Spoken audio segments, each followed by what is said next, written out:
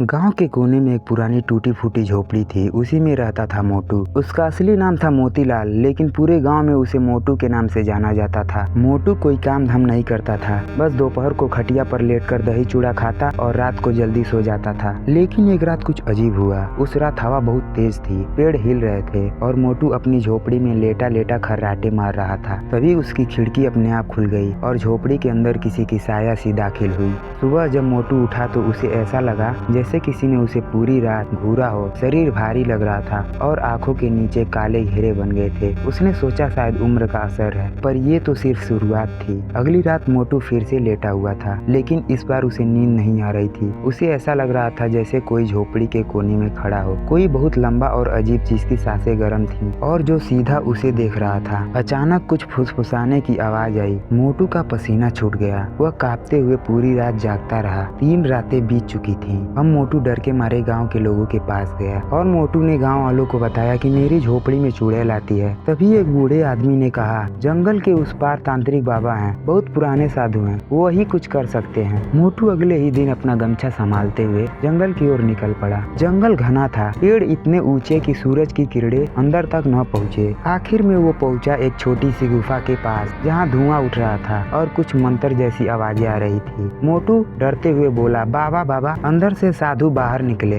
हाथ में त्रिशूल लिए। मोटू अपने साथ हुए पूरे घटने को बताता है। बाबा ने आंखें बंद की और कुछ मंत्र पढ़ा, फिर बोले, तू साफी जमीन पर रहता है, वहाँ कभी एक औरत को जिंदा जलाया गया था और अब उसकी आत्मा वहीं भटक रही है। बाबा मुस्कुराए और झोले से एक काली पोटली निकाली और बताया, जब वो चुड़ैल तुम्हें दोबारा दिखे तो ये राख उस पर फेंक देना। मोटू ने पोटली संभाली और डर के साथ वापस अपनी झोपड़ी की ओर निकल पड़ा। रात हो चुकी थी। मोटू ने खुद को हथियार की तरह पोटली से लैस किया और चुपचाप अपनी खटिया पर लेट गया। हर आवाज पर उसके हाथ कांपते, दिल की धड़कन तेज थी। करीब आधी रात को खिड़की फिर से अपने आप खुली और वही साया झोपड़ी के कोने में दिखाई दिया। इस बार वो और भी नजदीक आ गई। मोटू ने कांपते हाथों से पोटली निकाली और उस चुड़ैल पर छिड़क दिया। चुड़ैल की चमड़ी जलने लगी और धुआं उठने लगा। वो झोपड़ी की दीवार फांदकर गायब हो गई। मोटू जमीन पर गिर पड़ा और बेहोश हो गया। तभी गांव वाले वहां आए और मोटू को होश में लाया गया। उसने सबको सारी बात बताई। उस दिन के बाद वो चुड़ैल कभी वापस नहीं आई और मोटू हर रात सोने से पहले अपने घर के कोने में धूप बत्ती जलाता था। अगर ये कहानी आप लोगों को पसंद आई हो तो आप हमारे चैनल को सब्सक्राइब करिए, जिससे मैं और भी इंटरेस्टिंग कहानियां बना सकूं।